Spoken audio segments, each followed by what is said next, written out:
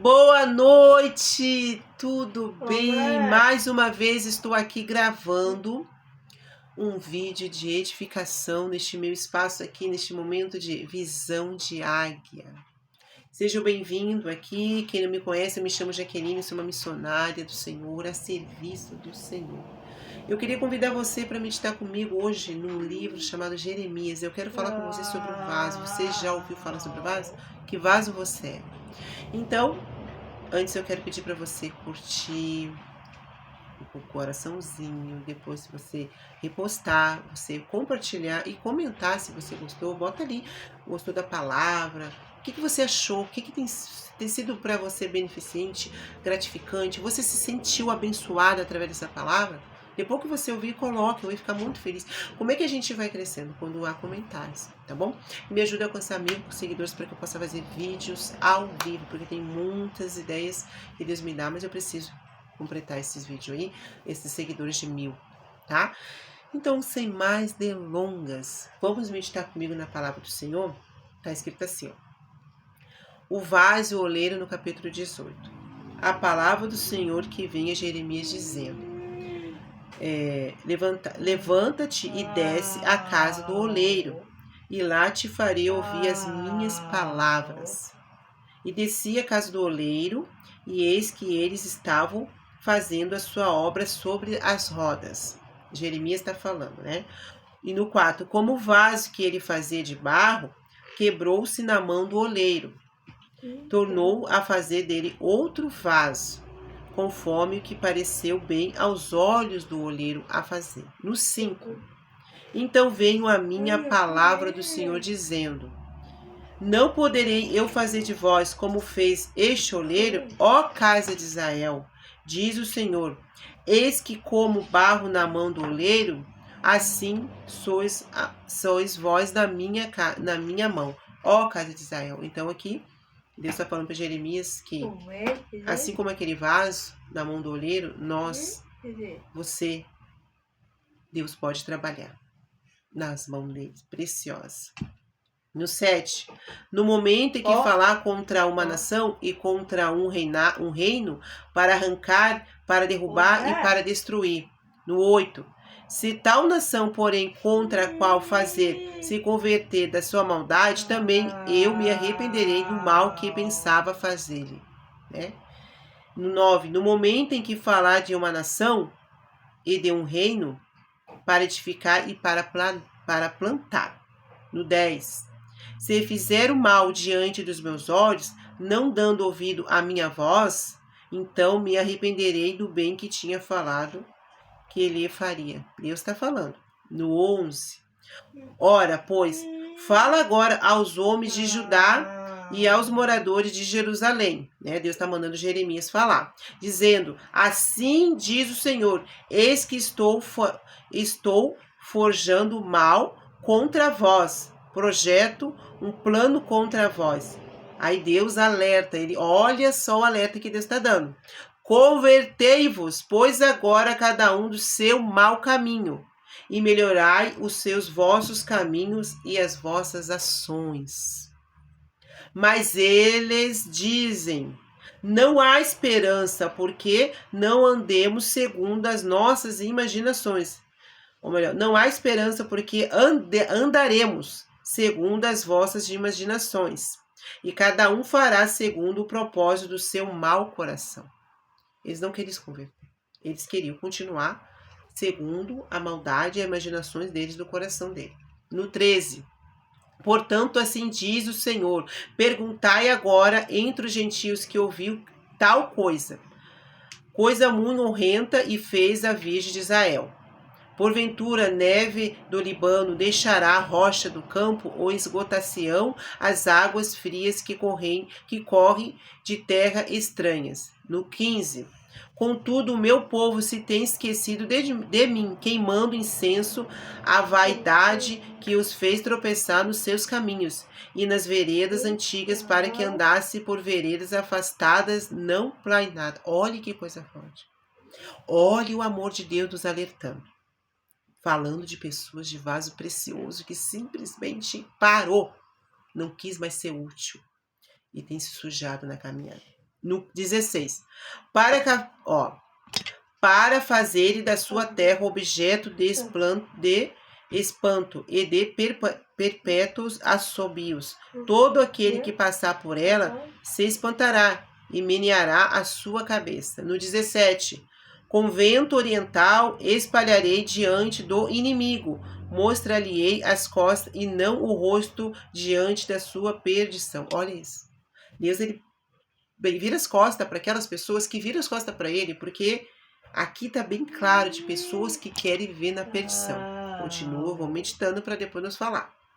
No 18. Então disseram, vinde e maquine... Olha só, aí o povo revoltado, esses vasos aqui revoltado com que Jeremias, o homem de Deus, foi escolhido para trazer essa visão, esse anúncio, essa atenção aqui. Olha só o que ele fala. O povo, né? Então vinde e maquinemos projeto contra Jeremias, porque não perecerá a lei do sacerdote, nem o conselho do sábio, nem a palavra do profeta. Quantos profetas, quantos pastores, quantas pessoas escolhidas de Deus traz esse alerta aqui, né? E são... eles sofrem a consequência, muita gente tem ido presa. Quantos países pessoas estão sendo presas porque estão fazendo isso? Vinde e firamo-los com a língua, né? Difamação. Hoje muitas pessoas que servem a Deus, pregam a Jesus, as pessoas querem defamar. Não, eles vêm falar a Deus, eles querem defamar as pessoas que servem ao Senhor. E não atendamos nenhuma das suas palavras. Né? Por quê? Porque começou a tocar na verdade. No 19. Olha para mim, o Senhor ouve a voz dos que contente comigo. Porventura paga-se o mal por bem, pois cavaram uma cova para a minha alma. Aí Jeremias está falando para Deus, né? Então, para a minha alma. Lembra-te de que eu compareci à tua presença para falar o favor deles e para desviar deles a tua indignação. Aqui Jeremias está falando com Deus, cobrando de Deus a justiça, porque eles têm um projeto contra Jeremias, né? E ele está dizendo, Senhor, eu trouxe a tua palavra de direção e eles estão maquinando. E hoje acontece isso diariamente. No 21.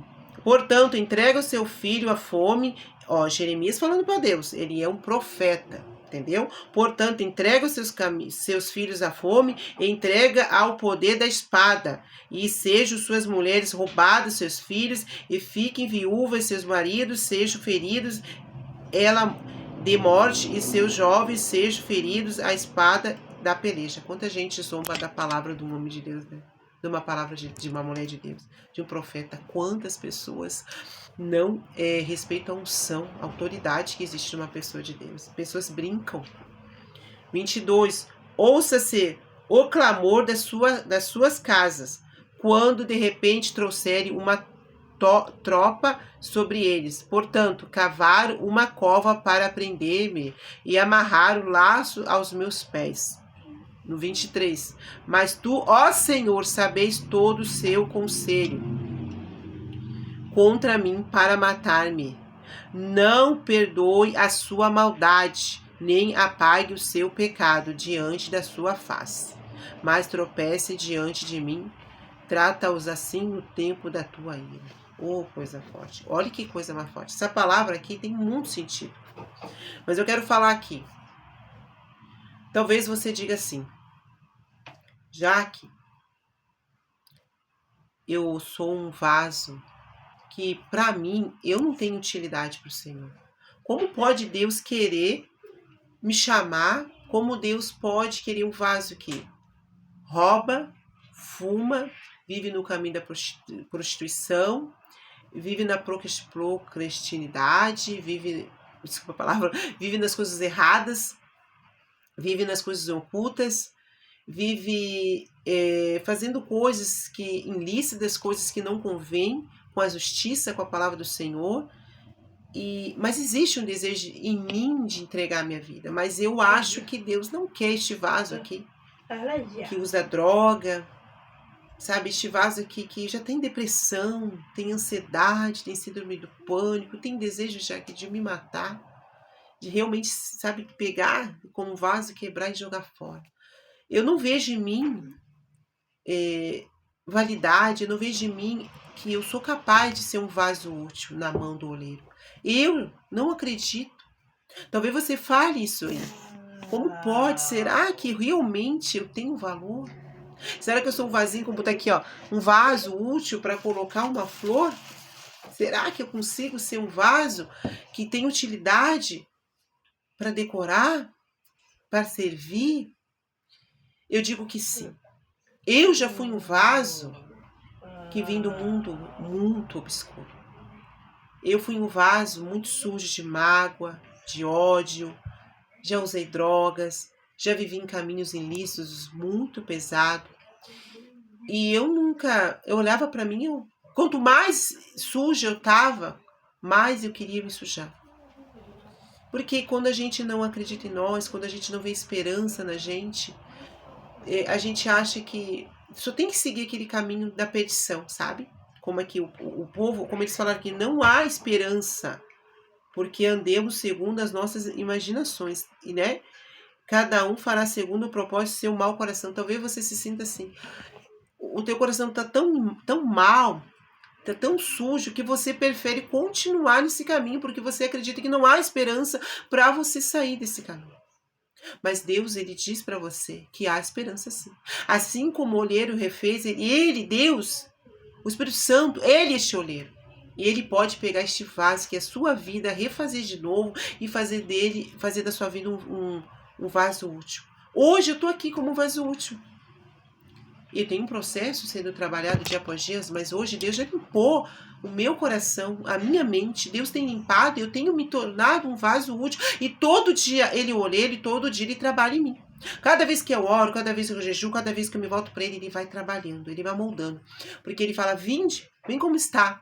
Ele está chamando você que esse vaso aí. Vinde como estás, desse jeito. Você, não, Jaque, mas eu matei. Não importa. Ele te perdoa. Você acha que não tem esperança, ele te perdoa. Jaque, mas eu roubei. Vinde como tu tá. É um processo, ele vai lapidando. Conforme ele vai vendo que esse vaso é útil, ele vai lavar, ele vai limpar, ele vai transformar, ele vai dar uma nova esperança. Ele está sendo... Esse Jeremias aqui tem sido eu agora. E quantos Jeremias Deus está mandando para você? Ele está anunciando. Ele quer que você se torne um vaso na mão dele para que você seja útil, porque ele está voltando. Senhor Jesus está voltando, as dores dos partos está acontecendo, que é esse monte de guerra, de luta. Ele quer que você se volte enquanto é tempo, para que você se torne este vaso limpo, lindo, de várias formas. Cada um tem vaso que hoje é pastor, tem vaso que hoje é bispo, tem vaso que hoje é obreiro, tem vaso que hoje é um empresário, um vaso que hoje eu tenho um casamento abençoado. Talvez não é a título, mas Deus quer que você torne um vaso na mão do olheiro, como uma mulher de Deus, liberta da prostituição. Deus quer te libertar dessa dor, seja qual for, seja a tua situação. Deus, ele não te julga, Deus, ele não olha. Sabe o que Deus, na verdade? Ele não olha a aparência do vaso. Todo mundo olha e vê aquele vaso grotesco que talvez não tenha utilidade. Mas Deus olha, sabe o que? O interior deste vaso. Ele sabe que tem que limpar, ele quer lavar. Talvez ele vai quebrar a sua vida e refazer de novo. Mas como pode? Sim, há chance para isso. Eu não acreditava em mim, eu achava que não tinha esperança para mim.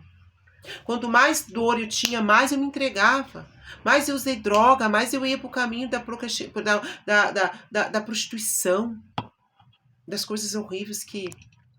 Eu quero trazer uma palavra, mas eu não consigo dizer ela agora.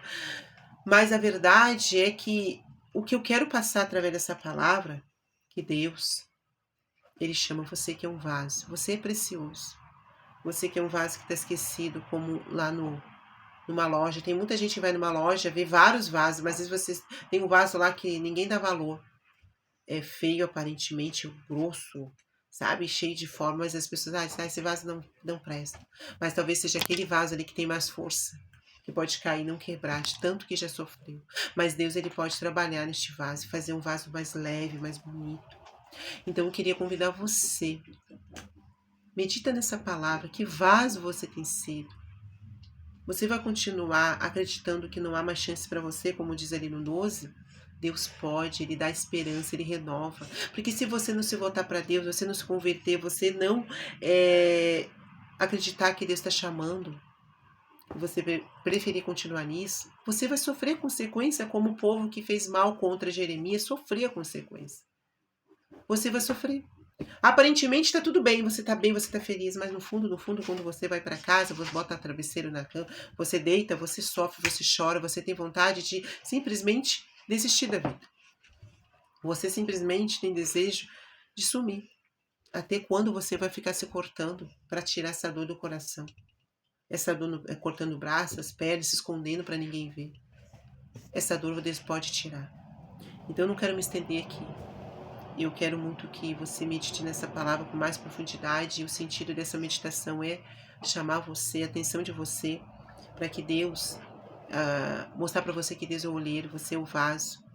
E Deus está te chamando para fazer de você um vaso novo nas mãos dele. Ser útil, ser útil. Então que Deus abençoe você, receba essa palavra, medite mais e que você possa deixar ali o seu comentário se você gostou dessa meditação. Coloca um nome aí. Se você é um vaso, quer se tornar um vaso novo, escreva assim, eu quero ser um vaso novo, que eu vou citar para Deus. O seu nome, pedir para ele visitar você, trabalhar em você. Eu peço para ele todo dia, tá bom?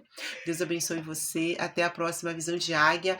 Não esqueça, me ajude, compartilhe, curta e comente. Até a próxima. Logo vai ter novidade.